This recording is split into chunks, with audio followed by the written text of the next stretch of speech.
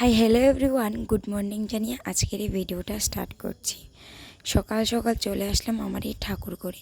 সকাল সকাল যদি পুজো দেওয়া হয় তাহলে মনটা, মাঝে মধ্যে যদি নিমন্ত্রণ পাই তাহলে মনটা খুব খুশি হয়ে যায়। ঠিক তেমনই আজকেও একটা নিমন্ত্রণ পেয়েছে। অবশ্যই নিমন্ত্রণটা আমার নয়, আমার মেয়ে। যেহেতু নিমন্ত্রণটা মেয়ের, তাই সাথে তো মাকে যেতেই হবে। কি মজা, তাই না? আর আমারও খুব আনন্দ লাগছিল, কারণ প্রায় অনেক দিন পর কোথাও বেড়াতে যাব। তেমন যাওয়া হয়ই না, তোমরা তো জানো সবসময় আমি বাড়িতেই থাকি মেয়েকে নিয়ে। পূজা দিয়ে আয়াতেই বর আমার ঘুম থেকে উঠছে, বাইরে গেছে, যাইবে কাজে। তাড়াতাড়ি করে সেটা বিছানাটা গুছাইয়া তারপরে দেবো চা কইরা, চাটা খাইয়া যাইব কাজে। ভাবছিলাম বর যদি বাড়িতে থাকে তাহলে কইতাম হলে আমরা নিয়ে দিয়ে তো। আর হ্যাঁ, একটা কমেন্টেও জানাই অবশ্যই যে আমার যে দুইটা ভয়েস করছি, একটা শুদ্ধ ভাষা আর একটা আমাদের চলিত ভাষা, যেটা আমরা সবসময় কথা কই, কোনটা তোমরা বেশি ভালো লাগছে সেটা অবশ্যই জানাইও। তারপর গাছ থেকে বেড়াইতেছে আম, কারণ জামু মাসির বাড়িতে।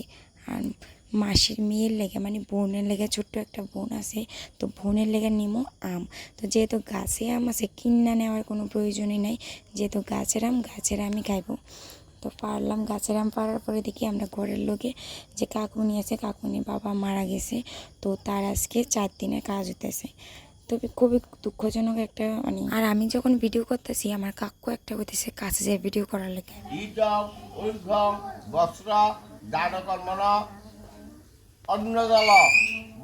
তারপর চললাম এই মাসির বাড়িতে উদ্দেশ্যে, রেডি টেডি হয়ে। আর আমি নর্মালি একটা ড্রেস পরছি, স্লিভলেস, হাতে একটা কুর্তি, আর সামনে মা মেয়ে ছাতে নিয়ে এসে যাইতেছে। আয়া পড়লাম ওটোর মধ্যে।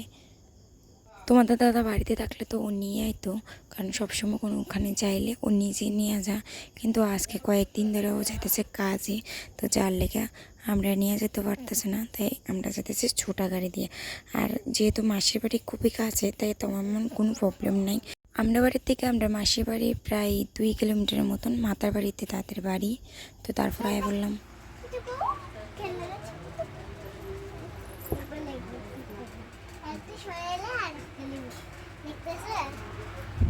জানা জানা। আয়া তো আমি সবার আগে খাই নিলাম ভাত, কারণ আমি বাইর থেকে ভাত খেয়েছি না। আর তারা খাইতেছে এবার ভাত, মা মাসি দিদা তারা খাইতেছে এখন ভাত। খাওয়া দাওয়া শেষ করে দুপুরবেলা একটু জিরাইলাম, তো রোদের মধ্যে একটু ঘুমাইলাম। তারপরে দেখে করতেছে মাসি তারার ঘর, এই ঘরের লেগে তারার ঘর টুটে একটু অন্যরকম, যার লেগে অনেক আগে নিমন্ত্রণ করতো, তো করতে পারছে না। আর আইসি মেইনলি শাক ভাতের নিমন্ত্রণ, আমরা মামামের যে অন্নপ্রাশন গেছে শাক ভাত খাওয়া হয়েছে না, তো তার লেগে ঘুম থেকে উঠতে সেরে দেখি কি তার মামামে এদিকে মাসি দিদা তারা মা সব গল্প করতেছে। আর বিকালে তাদের এদিকের ওয়েদারটা খুব সুন্দর। আর এখন বাজে ঠিক এই 3টা 3:30টার মতন। আর বিকেলবেলা আমার দিদা কি করতেছে বয়ে বয়ে, চলো একটু দেখায় তোমরা, দেখলে তোমরা অবাক হয়ে যাবে। দিদা যখনই এখানে আইয়ে সব সময় এই কাজ করে। আর দিদার নাকি এমনি বয়ে বয়ে মাছ ধরতে ভালো লাগে, চলো একবার শোনাই দিদার মুখ থেকে কি কি মাছ ধরতো দিদা আগে। মাছ, এ বড় পুডা, ট্যাংরা, কই, শাহি, রাজ্যের মাছ ধরতে আমি দেখছি। অক্ষর নাই না, মন নাই, বৃষ্টি বৃষ্টি আসলে বৃষ্টি হইল না, চারির দিকে থেকে মাছ আই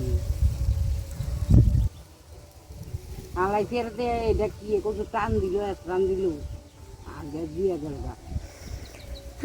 আমরা কপাল খারাপ, পাইলাম না গো, পাইলাম না। বিকালে একটু ঘোরাঘুরি করার পর তারপরে আয় ফেলো তোমরা দাদা আমরা বাড়িতে নিত। তারপরে কি গাড়ি দিয়ে সেটা বললাম তো, যে ও বাড়িতে থাকলে ও নিজে আয় দিয়ে যেত, তো দিয়ে যেতে যেতে পারছে না, তাই বাড়িতে নিত বললে আইসে। আর মেয়েরে নিয়ে সেটা সন্ধ্যাবেলা যাবো, এটা হইতেই দিত না, তাই নিজে আইসি নিত বললে। আজকের মতন এতটুকুই।